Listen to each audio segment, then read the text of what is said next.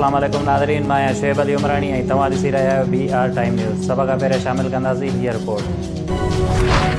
Punjab assembly में फैसला कोन मार्क नून लीग ऐं इत्तेहादी अरकान पंजाब असेंबली पहुची विया। पंजाब असेंबली में घंटियूं वॼण शुरू, इजलास कुछ देर में शुरू थियण जो इम्कान। PTI ऐं काफ लीग जे वज़ीर आला जे उम्मीदवार परवेज़ इलाही ऐं PTI ऐं अरकान असेंबली पंजाब असेंबली में मौजूद PTI जे 181 अरकान असेंबली ऐवान पहुची विया। तहरीक इंसाफ़ मुताबिक़ 188 मेंबर, जॾहिं त मुस्लिम लीग नून जो चवणु आहे त उन्हनि खे 180 अरकाननि जी हिमायत आहे। लाहौर खे न छॾींदुसि, हफ़्ते में 2 ॾींहं क़याम कंदुसि। PTI चेयरमैन इमरान ख़ान चयो त हमाद अज़हर खे पंजाब में तहरीक इंसाफ़ खे मुलज़िम करण जी ज़िम्मेवारी सौंपे रहिया आहियूं। डेमोक्रेटिक फ्रंट शहीद बेनज़ीर आबाद पारां महांगाई ऐं IMF जे पॉलिसियुनि ख़िलाफ़ SUP अॻवान मुजीब माछी, गुल हसन अवामी वर्कर्स पार्टी अॻवान फैज़ कीरियो ऐं ॿियनि जी अॻवाणीअ में नवाब शाह प्रेस क्लब ॿाहिरां एहतिजाजी मुज़ाहिरो कंदे चयो त हुकुमराननि आम माण्हुनि खे जंग में मुब्तला करे छॾियो आहे।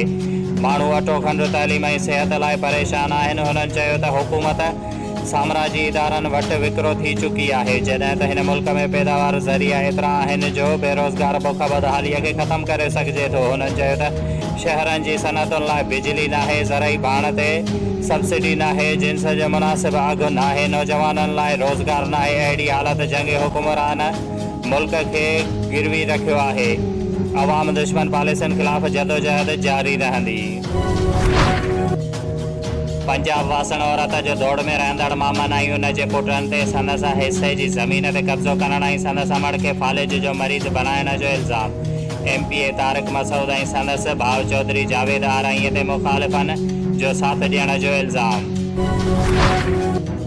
नाले वारे अदीब, कालमनिगार, समाजी वर्कर ऐं डिप्टी डायरेक्टर एंटी करप्शन शहीद बेनज़ीर आबाद मीर नादिर अली अबड़ो जे किताब मायूसनि जे मेड़नि खां उम्मीदुनि जे मेलनि ताईं जे महूरत तक़रीब पब्लिक लाइब्रेरी शाहपुर जहानिया में मुनक़िद थी गुज़री, जंहिंजा महिमान ख़ासि SSP शहीद बेनज़ीर आबाद कैप्टन रिटायर्ड अमीर सऊद मक्सी हुआ। उन मौक़े ते मुनक़िद थियल तक़रीब खे ख़िताब कंदे डिप्टी डायरेक्टर एंटी करप्शन शहीद बेनज़ीर आबाद मीर नादिर अली अबड़ो चयो त मां पंहिंजे सर्विस दौरान जिते जिते रहियो आहियां उते पेश ईंदड़ इलाइक़नि जे मसइलनि ऐं तजुर्बनि खे हिन पंहिंजे किताब में लिखियो आहे। हुन वधीक चयो त अॼु जी मायूसी नौजवाननि लाइ हीअ किताब मशियल आहे ऐं मायूस कफ़र आहे ऐं उमेद ज़िंदगी आहे। हुन लाइ मायूसीअ मां निकिरण लाइ जदोजहद जी ज़रूरत आहे। हुन वधीक चयो त किताबनि जी महूरत वारे तक़रीब कंहिं वॾे शहर में मुनक़िद कराई पई सघे, पर मुंहिंजी उहा कोशिशि हूंदी आहे त संदसि जे बहिराणियुनि वारे इलाइक़नि जे नौजवाननि खे तरजीह ॾियां। शुएब अली उमरानीअ खे ॾींदा इजाज़त। वधीक ख़बरुनि ऐं अपडेट्स लाइ ॾिसंदा रहो BR टाइम न्यूज़।